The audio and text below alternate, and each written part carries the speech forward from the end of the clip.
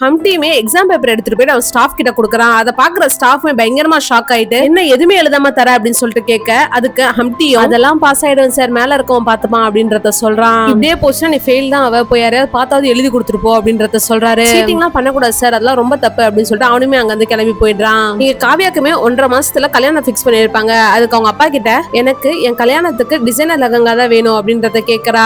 மாப்பிள்ள தான் உங்களுக்கு பிடிச்ச மாதிரி பாத்தீங்க, ட்ரெஸ்ஸாவது எனக்கு பிடிச்ச மாதிரி வாங்கிக்கிறனே அப்படின்னு சொல்லிட்டு கேக்குறா. அப்பாவும் சரி அந்த ட்ரெஸ் எவ்வளவுன்னு சொல்லு அப்படின்றத கேக்குறாரு. அதுக்கு 5 லட்சம் வேணும்ன்றத சொல்றா. அதை கேட்கிற காவியோட அண்ணாவுமே 5 லட்சமா பணம் என்ன மரத்துல காய்க்குது, உனக்கு 50,000 தான் லிமிட், அதுக்குள்ள வாங்கிக்கோ அப்படின்னு சொல்லிட்டு அவருமே அங்க எந்திரிச்சு போயிடுறாரு. காவியோட அப்பாமே உங்க அண்ணன் சொன்னது ரொம்ப கரெக்ட், அவ்வளவு காசு தான் தர முடியாது அப்படின்றத சொல்லிடுறாரு. அதை கேட்கிற காவியமே பயங்கரமா கடுப்பாயிட்டு எனக்கு யாருமே காசு தர வேணாம், நானே சம்பாரிச்சு வாங்கிக்கிறேன், நான் டெல்லியில இருக்க மாமா வீட்டுக்கு கிளம்புறேன் அப்படின்னு சொல்லிட்டு அவளுமே அங்க வந்து கிளம்பிடுறா. நான் சும்மா சொல்றேன்னு நினைக்காதீங்க, டெல்லிக்கு போயிட்டு எனக்கு பிடிச்ச லெஹங்காவை வாங்கிட்டு தான் நான் திரும்ப வருவேன் அப்படின்றத சொல்றா. அவங்க அப்பாவுமே சிரிச்சுட்டு பாய் பாய்னு கை காட்டுறாரு.